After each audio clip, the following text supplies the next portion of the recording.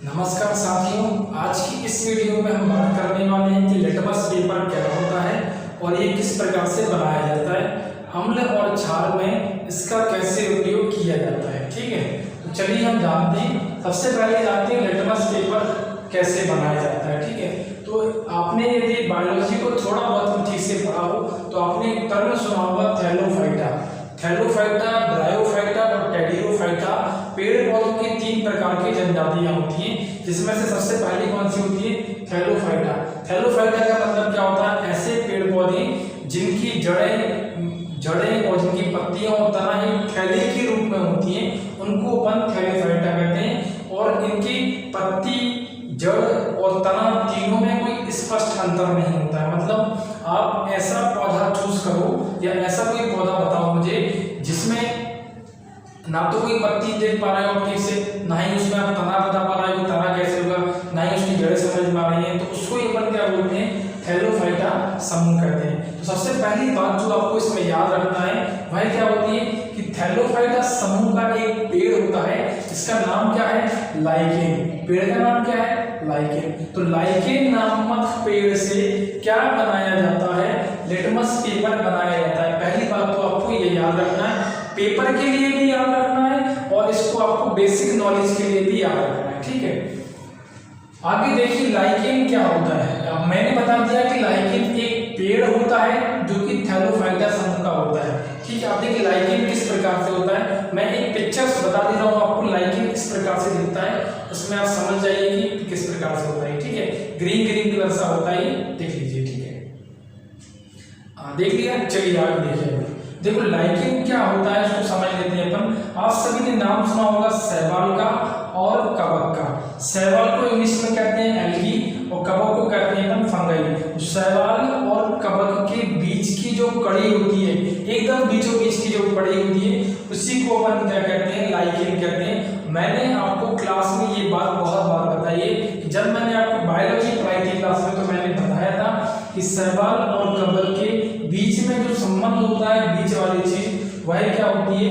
Lichen होती है। ठीक है, अब देखिए इन दोनों के बीच का जो संबंध होता है इसको किस किस नामों से जाना जाता है? इन दोनों के मध्य सहजीविता का संबंध है या फिर होता है। कैसे होता है जान लीजिए इस बात को। देखिए जो ये कवक भाई साहब होते हैं, कौन? कवक। सबसे पहले कवक जो होता है ये क्या काम करता है? शैवाल को रहने के लिए जगह देता है। क्या बात है? देखो शैवाल और कवक के बीच की कड़ी को क्या कहते हैं अपन? लाइकेन कहते हैं। और इनके बीच का संबंध कैसा होता है? सहजीविता।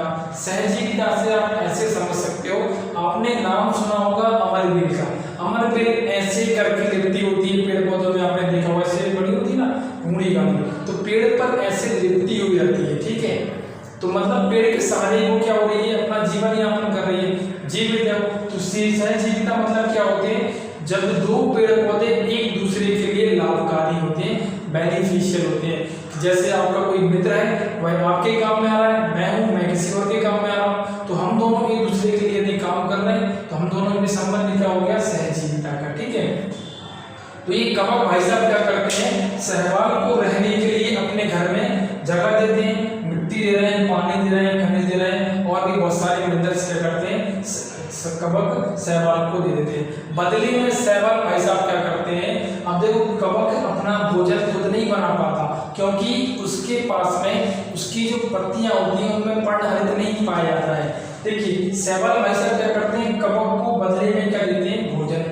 कवक शैवाल को क्या दे रहे थे? रहने के लिए जगह, और शैवाल कवक को क्या दे रहे हैं? बदले में भोजन दे रहे हैं। तो इन दोनों के बीच में सहजीविता के इस संबंध को किस नाम से पुकारा जाता है? इसको कहते हैं हेलोटिज्म। पेपर में याद रखना, बहुत अच्छा टर्म है ये, हिंदी में भी देता हूँ, इसको कहते हैं हेलोटिज्म। बहुत ही प्यारा कॉन्सेप्ट है ये, बहुत ही अच्छा है कि शैवाल और कवक के बीच में बनने वाले सहजीविता के संबंध को किस नाम से जानते हैं? तो आंसर क्या होगा? हेलोटिज्म का। समझ गए होंगे आप मेरी बात को कि मैं क्या बताना चाह रहा हूँ, कि जब दो लोग एक दूसरे के लिए लाभकारी होते हैं, क्योंकि देखो जब आपका सामने वाले व्यक्ति से कोई संबंध है और आपसे उसका काम निकल रहा है और उससे आपका काम निकल रहा है, से निकल रहे हैं, तो दोनों दूसरे क्या हुए, लाभ खाली हुआ। सिंपल सी बात है, लाभ है तो ही व्यक्ति जुड़ा है, अन्यथा आज का जमाना ऐसा है कि बिना मतलब के कोई इंसान किसी से जुड़ता नहीं है। ठीक है, तो ये भी मतलब से ही जुड़े हैं। प्रकृति का नियम ये है कि मतलब है तो हम जुड़ेंगे, नहीं तो नहीं जुड़ेंगे। इसका मतलब इससे, इसका मतलब इससे, क्योंकि इसके पास घर नहीं है, इसके पास भोजन नहीं है, दोनों मिल गए तो दोनों काम हो गया। कौन बन गया बीच में, लाइकिंग बन गया। अब देखो शैवाल के बारे में बात करते हैं। शैवाल की पत्तियों में पर्णहरित पाया जाता है। पर्णहरित को इंग्लिश में कहते हैं क्लोरोफिल। ठीक है, ये क्या काम करता है, सूर्य के प्रकाश की उपस्थिति में प्रकाश संश्लेषण की क्रिया के द्वारा स्वयं अपने भोजन का निर्माण कर लेता है। ठीक है, इतनी बात इसकी याद रखना है आपको। तो अभी तुमने सिर्फ इसमें इतना जाना है कि लाइकेन क्या होता है, क्योंकि लाइकेन से ही आपका क्या बनता है, लिटमस पेपर बनता है। चलिए अब आगे जानते हैं, इसमें आगे जान लेते हैं कि लिटमस पेपर आपका बनता कैसे। देखिए लिटमस पेपर एक तो दो तरीके से क्या हो जाएगा, लिटमस पेपर एक लाल रंग का होता है और एक नीले रंग का होता है। उसके अलावा लिटमस पेपर दो तरीके से और बनाया जाता है। यदि आप घर पे लिटमस पेपर को बनाना चाहते हैं तो आपको क्या करना पड़ेगा, गुड़हल का फूल लेना पड़ेगा। एक पेड़ होता है गुड़हल का, या आपने नाम होगा जामुन का पेड़ सुना होगा, लाल कलर का फूल होता है। मैं पिक्चर आपको शो करा देता हूँ, उसको देख लेना। इस फूल की पंखुड़ी जो पत्तियां होती हैं उनको कागज पर क्या कर दो, कागज पर मसल दो आपको, तो क्या होगा, उन पत्तियों का जो रंग होगा कागज से पूरी तरीके से आ जाएगा। आने के बाद में उस कागज को आप कुछ देर के लिए सूखने के लिए छोड़ दो। सूखने के बाद में उसको आप काट दो, उसी को काट कर स्लाइड बना लो कागज के टुकड़ों की। यदि हम उस कागज को अम्ल के पानी में डुबोते हैं, जैसे आपने नींबू का पानी ले लिया, उसमें आप डुबोगे तो क्या रंग देगा भाई, गहरा गुलाबी रंग देगा।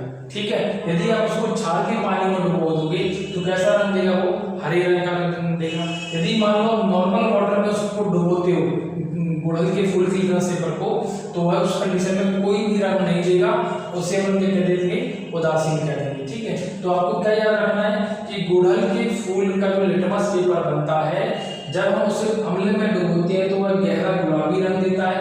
यदि हम क्षार में डुबोते हैं तो हरा रंग देता है, और जब हम पानी में डुबोते हैं जिस कंडीशन में कोई भी रंग नहीं देता है तो उसे हम क्या कहते हैं, उदासीन कहते हैं, न्यूट्रल कहते हैं। अब यहाँ पे देखते हैं हल्दी का लिटमस पेपर, ये कैसे बनता है। कई बार क्या होता है, शादी ब्याह के समय में हल्दी कपड़ों पे लगा दी जाती है, और जब कभी हम कपड़ों को धुलते हैं, डिटर्जेंट पाउडर में डालते हैं, तो वह जो कपड़ा जिस स्थान पे कपड़े के हल्दी लगी होती है वह स्थान लाल हो जाता है। ऐसा क्यों होता है, तो वो हमको बताना चाह रहा है कि इसमें क्या है, आपका क्षार प्रेजेंट है। देखिए एक कटोरे में आप हल्दी लीजिए, उसमें पानी में डुबोइए, पानी डाल दीजिए, उसका एक पेस्ट बना लीजिए, और पूरे कागज को उस हल्दी में आप क्या कर दीजिए, गीला कर दीजिए। कागज जब पूरा हल्दी से पीला हो जाएगा तो उस कागज के टुकड़े कर लेना। जब वो सूख जाए तो टुकड़े करने के बाद कुछ स्लाइड बना लेना। स्लाइड बनाने के बाद में यदि आप उसको नींबू के पानी में डालोगे, क्योंकि नींबू मतलब क्या होता है, खट्टा, खट्टा मतलब क्या होता है, अम्ल, तो उस कंडीशन में कोई भी रंग नहीं देगा।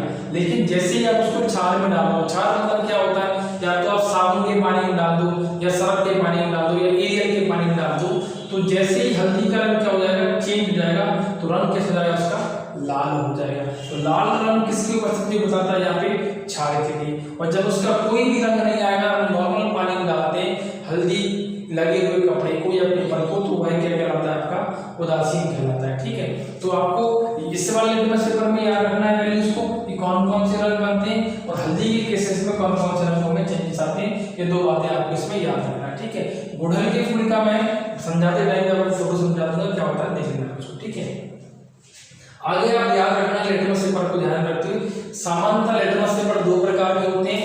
एक कौन कौन सा होता है, आपका लाल रंग का होता है, और एक कौन सा होता है, आपका नीले रंग का होता है। दोनों मैंने आपको बता दिए। ठीक है, और लिटमस पेपर क्या होता है, जल में घुलनशील होता है। मतलब लिटमस पेपर को यदि आप पानी में डुबो दोगे तो उसमें क्या हो जाएगा, वो पूरी तरीके से घुल जाता है। लिटमस पेपर का मूल रंग, मतलब इसका जब हम इसका परीक्षण नहीं कर रहे हैं तो उस कंडीशन में लिटमस पेपर किस रंग का होता है, तो आपको क्या याद रखना है, बैगनी रंग का होता है। बैगनी रंग के लिटमस पेपर का क्या मतलब है कि ना तो इसमें अम्ल है, ना ही ये क्षार को दर्शा रहा है। ठीक है, तो यदि वह लाल और नीले रंग का हो रहा है तो हमको क्षार और अम्ल के बारे में बता रहा है। ठीक है, इसका उपयोग प्रयोगशाला में अम्ल व क्षार की पहचान करने के लिए किया जाता है। लिटमस पेपर का उपयोग कहाँ करते हैं, यदि जहाँ कहीं भी आपको अम्ल और क्षार की उपस्थिति का पता लगाना है कि कहाँ पर अम्ल होगा कहाँ पर क्षार होगा, तो उस कंडीशन में हम लिटमस पेपर का यूज करते हैं। देखिए लास्ट में एकदम लिखा है एक प्राकृतिक सूचक है, मतलब नेचुरल इंडिकेटर। इसका मतलब क्या होता है कि जो लिटमस पेपर होता है ये हमें सूचना देता है। तो सूचक का मतलब क्या होता है, इंडिकेटर मतलब हमको बताता है कि यहाँ पर अम्ल है या क्षार है। तो आपको याद रखना लिटमस पेपर का यूज कहाँ पर होता है, किसी भी विलयन में अम्ल और क्षार की उपस्थिति का पता लगाने के लिए हम लिटमस पेपर का उपयोग करते हैं। ठीक है, तो चलिए आज के लिए इतना ही, और आप अच्छे से समझ गए हो कि लिटमस पेपर क्या होता है। चाहे तो आप इनका प्रैक्टिकल भी घर पे कर सकते हो, 90% लोगों ने ये बात तो समझी होगी, और इसको प्रैक्टिकली आपने कई बार देखा भी होगा अपने जीवन में, कई बार नहीं देखा है तो आप घर पे एक बार ट्राई करना। ये तो थोड़ा कठिन होगा, आपको नहीं मिलेगा फुल, लेकिन हल्दी आपके घर में आसानी से मिल जाएगी और आप उसको आसानी से चेक कर सकते हो। चेक कैसे करना है, नींबू का पानी लेना है एक कप में सर्फ का पानी को लेना, और तीसरे कप में नॉर्मल पानी रख लेना। हल्दी का पेस्ट बनाना, कागज पे लगाना, कागज के टुकड़े करना 3-4, तीनों को एक बर्तन में डाल देना, आपको उसका रिजल्ट मिल जाएगा और उसको आप आसानी से समझ जाएंगे। ठीक है, तो चलिए आज के लिए इतना ही, मिलते हैं अगली वीडियो में, तब तक के लिए नमस्कार।